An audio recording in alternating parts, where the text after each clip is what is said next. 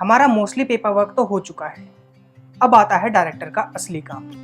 असली काम मतलब विजुअलाइजेशन, मतलब कि अपनी इमेजिनेशन जो पावर है उसको यूज़ करके सीन सोचना।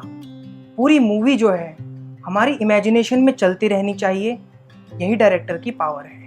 अब विजुअलाइजेशन के दो पार्ट हैं, एक वीडियो पार्ट और एक ऑडियो पार्ट।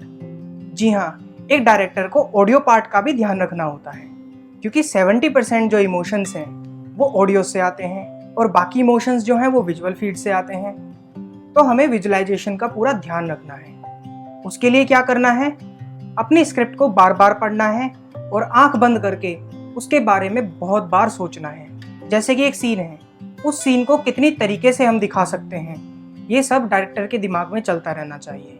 तो डायरेक्टर को क्या करना चाहिए, अपने आप को फ्री छोड़ के आंख बंद करे और अपनी मूवी के बारे में सोचता रहे। उसके कैरेक्टर के बारे में सोचे कि उसका कैरेक्टर कैसा होगा, जो उसका हीरो है वो कैसा सोचता होगा, जो उसका विलेन है वो कैसे सोचता होगा, कैसे दिखता होगा, कैसे चलता होगा। ये सब काम करने से एक वर्ल्ड क्रिएट होता है जो कि सिनेमा को एक नए लेवल पर लेकर जाता है।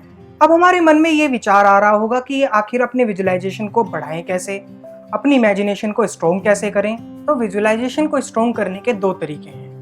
पहला कि आप खूब मूवीज़ देखिए, बहुत सारी मूवीज़ देखिए। जितना आप मूवीज़ देखेंगे आपकी विजुअलाइजेशन जो है वो स्ट्रॉन्ग होगी। दूसरा मेरा फेवरेट तरीका है, और ये तरीका जो है हर एक उस बंदे को अपनाना चाहिए जो डायरेक्शन के फील्ड में आगे बढ़ना चाहता है। तो दूसरा तरीका कौन सा है? दूसरा तरीका है कॉमिक्स और मांगास। मांगास मतलब जो जापानीज कॉमिक्स होती हैं उन्हें पढ़ना। मैंने तकरीबन इंडियन कॉमिक्स में 2500 और जापानीज मांगा में कम से कम 500 टाइटल्स मैंने पढ़े हुए हैं। तो जो मांगास होती हैं, कॉमिक्स होती हैं, ये आपकी विजुअलाइजेशन को एक नए आयाम तक लेकर चली जाती हैं। ये तो हो गया वीडियो वाला सेक्शन। हमें ऑडियो का भी ध्यान रखना है, कहाँ से आवाज़ आ रही है, थंडर की आवाज़, पैरों के चलने की आवाज़, ये सब भी हम मोटा मोटा पहले से ही सोच के रखेंगे।